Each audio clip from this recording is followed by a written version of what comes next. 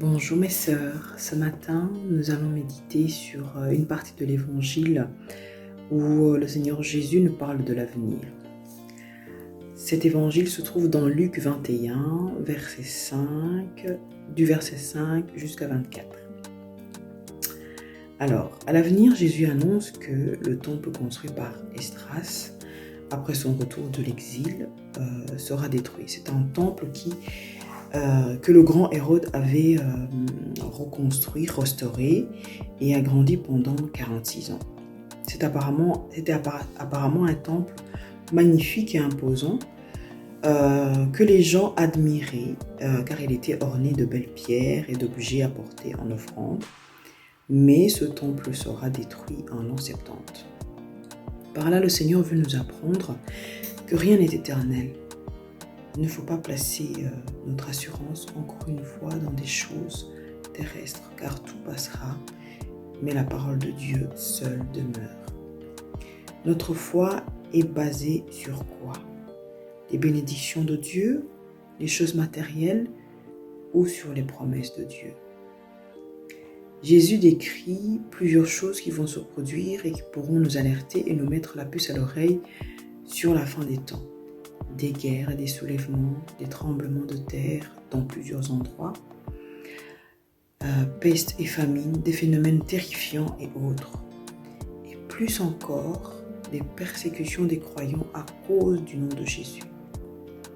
Emprisonné, Paul écrira qu'il souffre avec joie parce qu'il apprend ainsi à mieux connaître le Christ et à faire son œuvre pour son Église.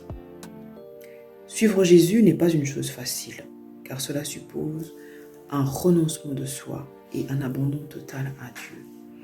Souffrir pour Dieu et comme Dieu nous apprend à avoir la compassion comme Jésus. Il a énormément souffert pour nous. Il a connu humiliation, calomnie, insulte, mort, mais il a tout surmonté. Il nous dit que cela sera une occasion de témoignage. Au verset 13. Au verset 14, il nous dit encore « Mais mettez-vous donc dans l'esprit de ne pas préparer votre défense, car je vous donnerai des paroles et une sagesse, telles qu'aucun de vos adversaires ne pourra s'y opposer ni les contredire. » Waouh! Il arrivera des moments en effet où nous serons persécutés, détestés de tous, nos amis, nos frères, nos parents, où l'on nous fera mourir.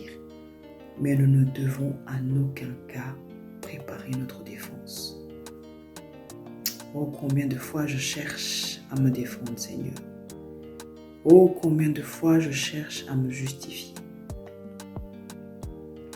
Nous pouvons en quelque sorte nous reposer en lui car nous avons l'assurance de sauver notre âme et d'avoir la vie éternelle en persévérant. Mes sœurs, persévérons même si parfois c'est difficile. Persévérons avec le Seigneur même si on a l'impression d'être incomprise, ignorée, méprisée.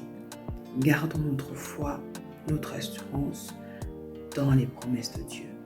Je vous souhaite une bonne journée. À bientôt.